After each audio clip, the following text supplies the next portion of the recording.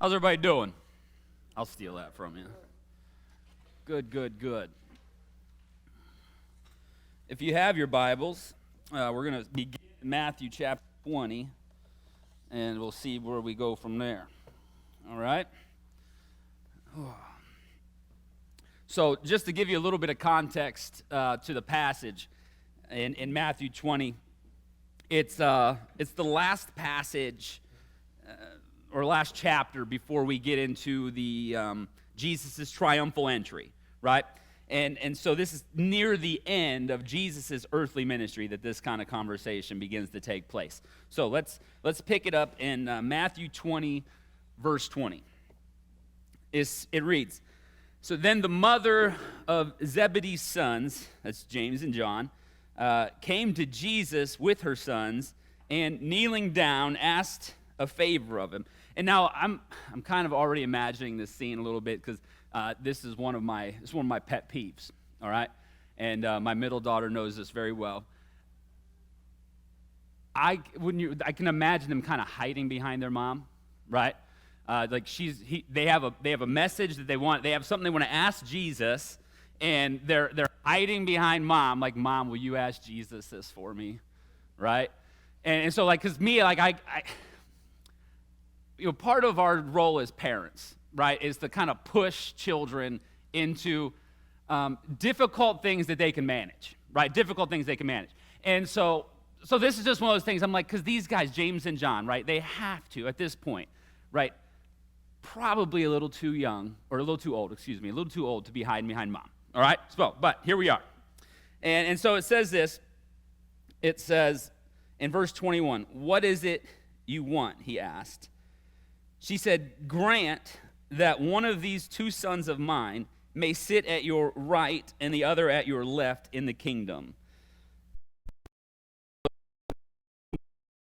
And right of Jesus when he starts to reign in his kingdom. And so in verse 22 it says, Jesus says, "You don't know what you are asking." And then look, it says, Jesus said to them, right? Jesus, so mom asks, and Jesus, right? So we can't, there's some things that, so here's what's going on. So the James and John, and really all the disciples, believe at this point, this is before the triumphal entry, right? Before Jesus goes in on the donkey into Jerusalem, they believe that Jesus is going to start in earthly reign. All right, so they are waiting, the Jews are waiting on a Messiah, a new king in the line of David, right? And he's going to raise up, and they're going to overthrow Rome, or whoever their captive right now was Rome. So they're going to overthrow Rome, and then Jesus was going to be king of the Jews, right? And then his disciples, in their minds, they're going, so we're like the next 12 best people, right, on the planet, right? We're number 1 through 12, and so they're like, we want to be 1 and 2, all right? So that's kind of what's going on. But Jesus sees through what they're trying to do, and so this is one of my. You're allowed to be frustrated. I get frustrated sometimes. Anybody ever get frustrated? Okay. So, not the front row. The front row doesn't get frustrated. When we can't pull the wool over Jesus' eyes, right? You can't pull, and it seems weird that I have to say it, right? Like obviously. But we try. We try. And so this is so what I do is when I struggle with prayer, I struggle with prayer when I know the answer that I'm going to get. Does that make sense? When I know what God wants to tell me, when I know what I need to hear, when I know what I need to do is when, and especially when it's something I don't want to do or don't want to hear, I just, let's just put it off, because I am anti-conflict, right? And so this is what's happening. Jesus is kind of calling them out. It's like, I know your mom asked, but really this is you. This is you asking. And so we don't, and so Jesus is saying, you don't even really know what you're asking. I think the great philosopher Garth Brooks said it this way. He said, some of God's greatest gifts our unanswered prayers, you know? And so it's that kind of concept. It's like Jesus going, well, you don't really know what you're asking for. You don't even know what I'm going to do. You don't even know who I really am. You don't even really fully grasp who I am, and yet you're asking to be my one and two, to go with me where I'm going. And so in verse 24 it says, well, when the 10 heard about this, they were indignant with the two brothers. And Jesus called them together and said, you know that the rulers of the Gentiles lord it over them, and their high officials exercise authority over them. Not so with you. Instead, whoever wants to become great among you must be your servant.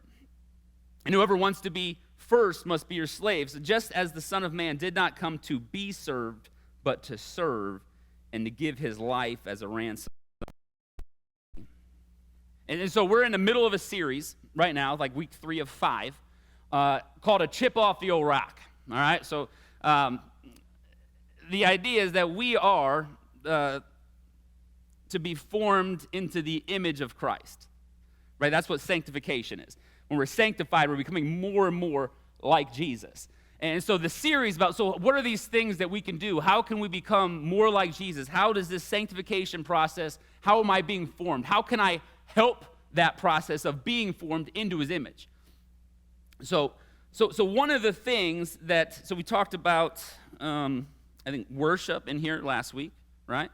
And then the week before that, I talked about study and really getting into the Word. But so today, this is kind of one of those topics that we're just going to hear over and over and over again, because it's really going to be foundational for who we are, but it's about service, about serving people. And so one of the things that serving does, that we just read in that passage, is it aligns us with who Jesus is, right? He says, I didn't come to be served, but to serve. In fact, give my life as a ransom, that I'm actually here, not for me, but here for others. And so it's when we serve, we align ourselves in that same type of idea, that we are not here for us. I'm not trying, because listen, everyone's trying to get served, right? I mean, it's in our nature, right? We want to be served. And so the idea of this kind of upside down kingdom that Jesus is kind of ushering in is that, no, that's not the people we are. That's not the people we're going to be. We're going to be people that love others, that serve others, and it aligns us with Jesus. So serving aligns us with Jesus. That's number 1. Number 2, have you ever felt like you were in a spiritual valley? Because we have mountaintop experiences in life, and we have some valley experiences. We have these kind of lows where it's like, I'm not sure what God's doing with me, or I'm not sure, like this thing's just kind of here, or I'm just around. It's like I don't really know what God wants to do with me. I don't know what on earth I'm even here for sometimes. It's kind of a spiritual lull in our lives, and we can get there, and we can stay there for a while sometimes. But one of the things, and this happened to me when I was probably going into my junior summer of high school, right? So I was, junior summer of high school, and my youth pastor came to me and said, hey, we're going on a missions trip. Are you interested? I was like, no, right?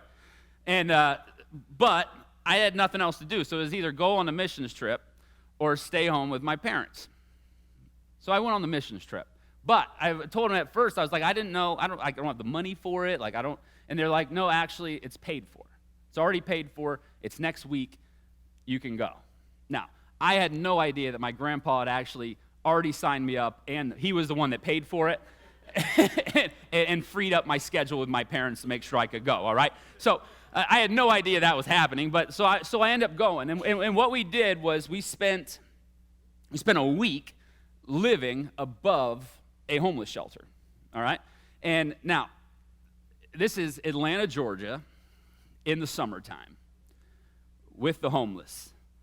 Okay, listen, sometimes, and so what would happen is we were actually locked away in a separate area of the facility, but we had some shared space, and so we always had to be escorted into the shared space, because you never know what's going on. A lot of drug activity, there's violence, there's all these things, so we had to be escorted, but the smell sometimes would be so bad that one of our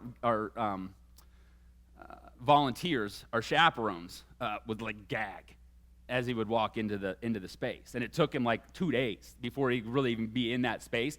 And in fact, the smell would like stick with you weeks later. I can remember the smell would like show up, be like, wow, like it's potent. And it was one of those times like, what am I doing here? Like, but what we would do is each day we would get up and we would go serve breakfast, and then we would take sound equipment, and we would take like just what food or all these different things. We'd take them out into a different part of the city of Atlanta, Georgia, and set up a church, and it was called Church on the Street, and that was the organization. It was run by a guy named Kurt Salerno, and something happened while I was there, because I had no intention. I had every intention of going into the installation business, which is what I do now full time. But I had every intention of just going straight into that. I had no intention of being a pastor, none of this. But something hits me, and it's something like, if you want to be close to God, get close to those whose God's heart is close to. Does that make sense? If you want to be close to God, get close. And so God's heart, right? And we read this. I mean, we see this all throughout in Matthew 25. This is that famous passage. It says, "Then the king will say to those on his right, 'Come, you who are blessed by my Father, take your inheritance, the kingdom prepared for you since the creation of the world. For I was hungry,'" right? You know this passage? "I was hungry, and you gave me something to eat. I was thirsty, and you gave me something to drink. I was a stranger, and you invited me in. I needed clothes, and you clothed me. I was sick, and you looked after me. I was in prison, and you came to visit me.' And the righteous will answer, 'Lord, when did we see you hungry and feed you, or thirsty and give you something to drink? When did we see you a stranger and invite you in, or needing clothes and clothe you? When did we see you sick or in prison or go to visit you?' And the king will reply, 'Truly, I tell you, whatever you did for the least of these brothers and sisters of mine, you did for me.'" And so our reaction, right? Our reaction to those who are less fortunate is also our attitude towards Jesus. Does that make sense? Right? And so when we're serving other people, when we're serving people, we're loving people, we're close to Jesus. We get close to him. And so serving, like, not only aligns us with Jesus, but serving also connects us, gets us close to him. It draws us near to him, because that's who he's near to. And so when I'm out there in Atlanta and I'm serving these people and I'm just loving on these people, and they're kicking my butt in chess, like all over the place, like I'm playing games with them, and it's just nothing crazy happened, right? It wasn't any kind of bright lights or anything like that. God just said, "This is where I'm at. This is what I do." And I just said, that's what I want to do. I don't know what it's going to look like. I don't know how it's going to work. But I know I'm supposed to do something here. I'm supposed to be with you. And so we get close to Jesus. So that's number 2. Number 3, serving others creates a safe place to talk about sin. Creates a safe place to talk about sin. You see this in John chapter 8. This is a famous story. All right, it's in verse 2. It says, "At dawn, he appeared again in the temple courts, where all the people gathered around him, and he sat down to teach them. The teachers of the law and the Pharisees brought a woman caught in adultery." So let's be fair. It takes 2 to tango, but they only found one of them. So I don't know how that worked. I think they let the other guy off the hook. But the idea here is that we're going to trap Jesus. So I think the whole thing was a setup, right? The whole thing was a setup to trap Jesus. And he kind of alludes to it here in verse 4. He says, "And they said to Jesus, 'Teacher, this woman was caught in the act of adultery. In the law, Moses commanded us to stone such women. Now what do you say?'" They were using the question as a trap in order to have a basis for accusing him. But Jesus bent down and started to write on the ground with his finger. When they kept on questioning him, he straightened up and said to them, "Let any one of you who is without sin be the first to throw a stone at her." And again, he stooped down and wrote on the ground. And can I just pause here for a second? Because there's sometimes serving, we get the idea that it's, we got to go do something, or we got to go provide something. We got to give something, volunteer something, that's kind of serving. And it is. Like that's a huge part of serving other people. But also, we serve when we get in the way of injustice. That's the way that we serve. That's one of the things that we can do. And so we serve a community when we hinder injustices are happening. So that's what Jesus is doing. He's serving this lady, protecting her. Where'd everybody go? Like, and so here's what he did too. He didn't say, you didn't do anything wrong, right? He didn't say that. He didn't say, how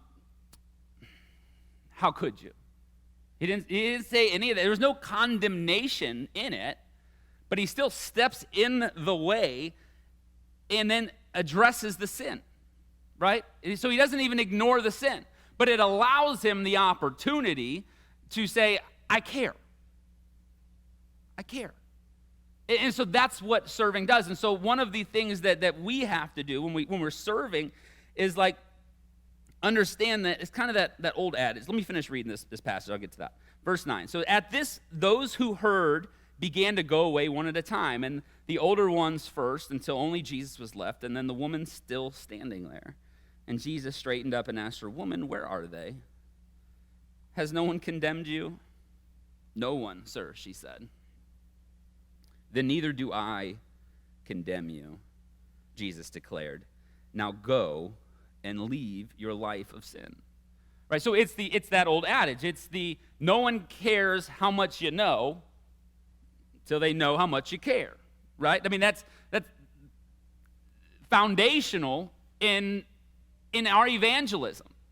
When we're serving a community, when everything that we're doing, when we're out there, even when we're out just giving snow cones away, right? Even when we're doing simple things to just let people know we exist, that we're here, that we just care. We just want you to enjoy your time out here. Like it's just even those simple things that we're not changing anyone's life with a snow cone or whatever it is we're out there doing. We're just kind of letting people know at times we're here, we love you, right? And so, but when we begin to talk about sin, we begin to talk about the things that we need to change in our lives. If we haven't laid a foundation of service and of love, then we come off like the ones with the stones, right? Then we're the ones with the, how could you do that? What do you mean you did that? And we're just, you're an awful person. Like, why would you ever do that? Like that we come off as those people. And so there, but there's also like the amount that you serve someone has to be kind of level with the conversation you want to have, right? So it's not like, hey, let me help you with your bag. How about that porn addiction? Right? There's like a little bit of like you got to kind of find, that's not how that works, okay? Right? So you have to invest in someone's life, and not just so that you can have a conversation. You have to invest in someone's life because you want to invest in someone's life. And then those opportunities just show up. Because have you ever had that tension in your own life where you go, I want to have a conversation, but I don't know if we're there yet, right? Like, I don't know if we're that cool yet to have that conversation that needs to be had. And so you just keep loving, and you just keep serving. And when the opportunity presents itself, then it presents itself and you seize it. But you have to love first. And it's how we're gonna grow the church. I think it's how Jesus did it, right? I've talked about this before. If you go back to Matthew 4, right? He's just out there serving the Decapolis, this kind of 10 big city area, loving people, healing people, preaching good news, and then he goes and preaches, the greatest sermon in the world, and there's people gathered all over the place, and then there's times Jesus says some things and people leave. Right? I mean, that's just kind of the nature of, you're not going to like everything you're not going to like everything I say. I don't even like everything I say, Right? So there's going to be times where we run into that, but as we're serving people, it's going to create kind of this ebb and flow of reaching people with the gospel and reaching people with the love of Jesus. You tracking so far? All right, good. Now, my life has been greatly affected by those types of people. Anybody else? Someone that's just willing to speak into your life, things you don't want to hear, things you need to hear, things you wish no one really was aware of. Those people in my life from the time I was a teenager, to now, have the ability and permission, right? Because we kind of got to give permission for someone to speak into our lives. And it's not like, okay, we've hung out enough, you're not allowed to speak into my life. Like, it's not like that, right? I wish, right? It was like,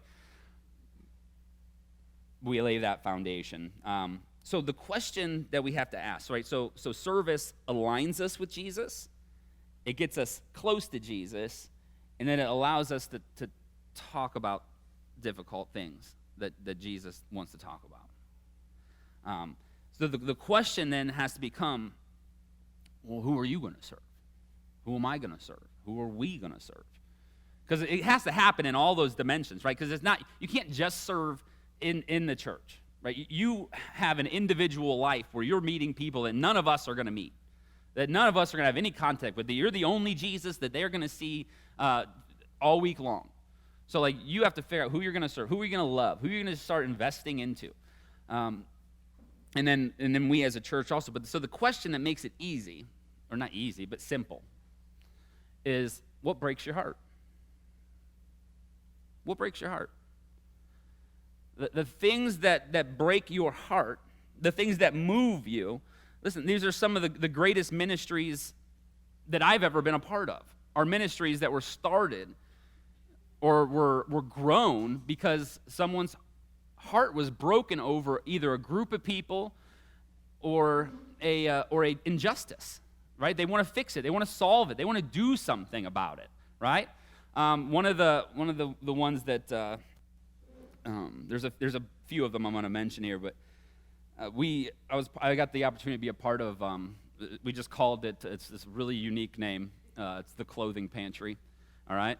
And so nothing extravagant, but basically I preached a message and I got down and somebody, I know, Scott, I'm driving you crazy. I'm going back and forth. It will be all right.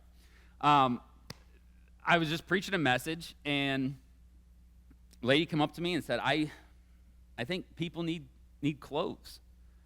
I said, okay, well, what do you want to do? Well, how can we get them clothes? I said, well, let's just collect clothes and then we'll just hand them out. Crazy idea, right? Crazy idea. And that was it. And so it literally started as just kind of a closet at the church. And within 2 years, it was one of the largest distributors of free clothing to Lorain County. Just because someone's heart was broken over somebody, And so it's something that simple.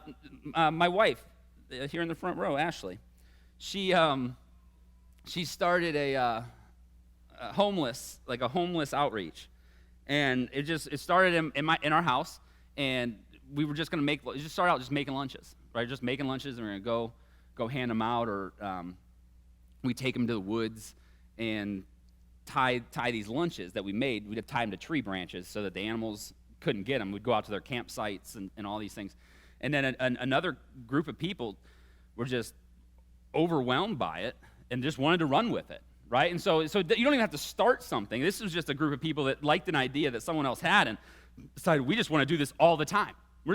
Anytime we can. So twice a month, a big group of people would get together. They'd have a great time. I'd show up and they'd be in the kitchen. Everyone's got a job making sandwiches, doing this, and then they just go out to the woods and they go out to different to libraries, bridges, right? All kinds of places.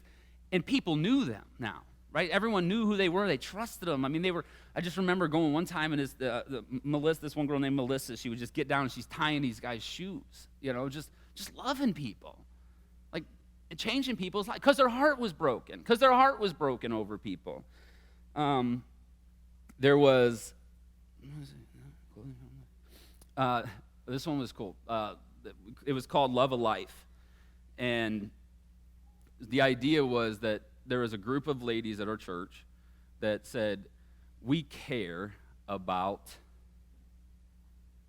pregnant single moms that don't have a support system, right? And so what they would do is they would show up to hospitals, and this was even for babies, or the babies just been born, and they would just hold babies, just to give them that skin-on-skin contact, because maybe mom's on drugs or they've just been kind of abandoned, or and they're just holding. They would just hold these babies. And then they started doing quarterly. They started doing a baby shower for anyone in the community. It was just, hey, and they would get companies to donate items, big ticket items, and they'd raffle these off to these women that had nothing. And just because they showed up. It's just because someone's heart was broken. Like, that's all this is someone's heart was broken. And I mean, I go on. There was something simple. Someone started not a homeless, but a homeschool recess. Because in Ohio, recess is hard in the winter, right? And so it was a place for all these moms who had these kids with all this energy. And I would show up to church, and I would almost get run over by a tricycle, because it's just, they're racing tricycles through the church, right? I know some people are freaking out, right? Simple things like that. Like, that's not, like, but that's changing someone's, I mean, you have given a support system for a mom who just needs to get out and get to know somebody, right? These are simple things. And so, listen, my role here, one of my roles here is not just impact church, but